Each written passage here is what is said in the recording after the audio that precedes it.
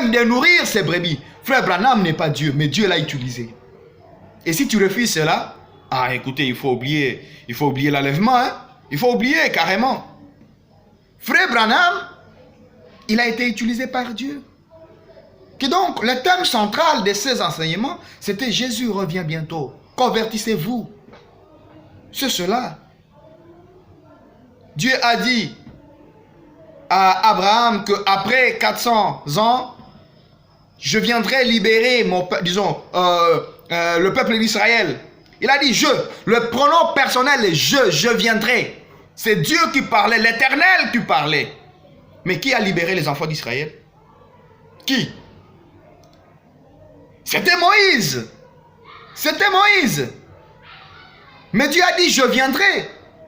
Lorsque Dieu fait une promesse et que nous voyons cette promesse accomplir, nous disons c'est Dieu qui accomplit sa promesse. Lorsque nous avons vu un prophète puissant venir et il parle de la part de Dieu, nous avons dit nous avons vu Dieu. Dieu c'est sa parole. Dieu c'est sa parole. Lorsque je vois mon pasteur par exemple en train de prêcher et il parle les choses de la part de Dieu, je dis j'ai vu Dieu, Dieu m'a parlé. Mais quand vous dites que non, j'étais à l'église, Dieu m'a parlé, est-ce que réellement vous avez vu Dieu? Non, non, que les choses grandes, que les choses soient claires. Vous n'avez pas vu Dieu, c'était un homme qui était là.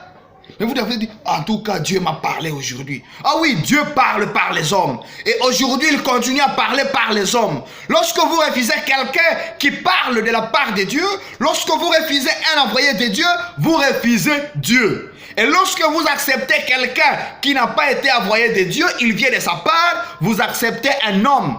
Combien ont reçu les hommes aujourd'hui pensant qu'ils ont reçu Dieu? Quand un homme de Dieu vient, il ne parle pas de lui. Il parle de la part de Dieu. Il parle de Dieu. Je me souviens, les prophètes pouvaient dire que moi, je ne m'appelle pas prophète. Ils préféraient s'appeler serviteur. Mais aujourd'hui, qu'est-ce que nous ne voyons pas dans le monde du message? Aujourd'hui, qu'est-ce que nous ne voyons pas dans le monde pentecôtiste? Les gens se prêchent à telle enseigne que les chrétiens appellent les pasteurs papa. Oh, où allons-nous? Chrétiens, où allez-vous? Papa pasteur, papa pasteur, papa pasteur. Non! N'appelez personne votre père.